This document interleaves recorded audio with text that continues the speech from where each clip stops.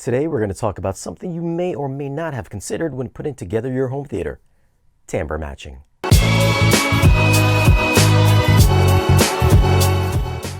What's up guys? Before we get into it, if you've got an interest in all things audio and video, then consider subscribing for new weekly content. So timbre matching your speakers. What is it and why is it important? Well, the meaning of timbre is the perceived sound quality of a musical note, sound, or tone. When we purchase our speakers, we choose them for a particular reason, probably because we like the sound characteristics of that particular speaker. That sound characteristic or tonal voice is that speaker's own unique identity.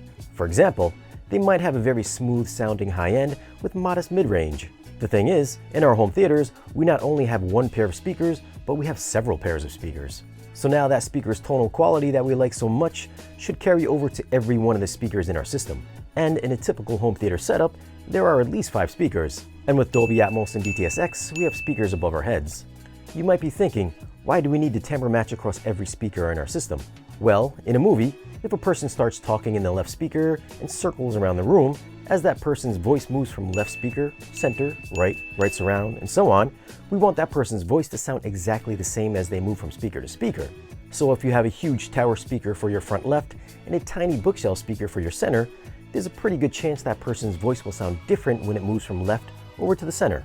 By timbre matching our speakers, we ensure that we get seamless sound movement throughout the entire listening area. You want to have the most cohesive sound experience surrounding you, otherwise this could completely take you out of the movie you're watching. You wouldn't buy a clipped speaker for your left and a golden ear speaker for your right, would you? That would totally throw the sound off. Now, how do we timbre match our speakers? Well, the easiest way to do it is to get your speakers from the same manufacturer and from the same product line. So if you were to build a home theater system from, say, KEF, and you chose speakers from their Q line, you'd want to stay within that Q lineup and not go over to, say, their R lineup, because there might be slight different characteristics between the two.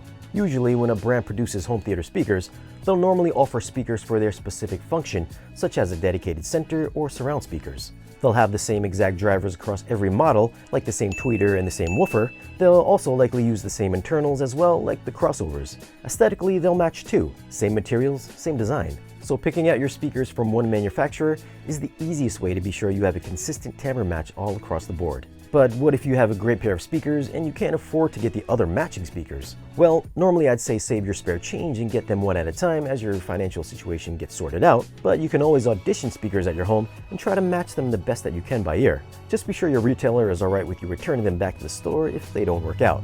Now, of course, some folks might think there's no need to match your surrounds or spend the extra cash for some high quality ones since they're not as active as the front speakers. Well, since we've now moved on to object-based soundtracks like DTS:X and Dolby Atmos, these speakers can produce the same frequencies as the front speakers. So now with high-quality surround mixes, there can be a substantial amount of sound effects in those surround channels. If you've been living with smaller surround speakers, then you might want to try out some larger ones to see what you've been missing. Now, of course, this is your system, so ultimately, you know what sounds best to you. So the moral of the story is, we want to create the most cohesive bubble of surround sound in our home theaters. When a plane flies from the back of the room, passes over our head, and ends up in the front speakers, you want it to sound as seamless as possible. You don't want to have a disconnect between each group of speakers. That's why timbre matching is an important factor when putting together a proper sounding home theater system. Speakers are the most important piece of the surround sound puzzle, so save that spare change and don't skimp on any one of those speakers. Not only will they sound great, but speakers should be one of the last things that you upgrade. So get the best speakers you can, and then start worrying about the rest. Alright, I tried to keep this as brief and as simple as possible to understand, and I'm sure I may have missed some things.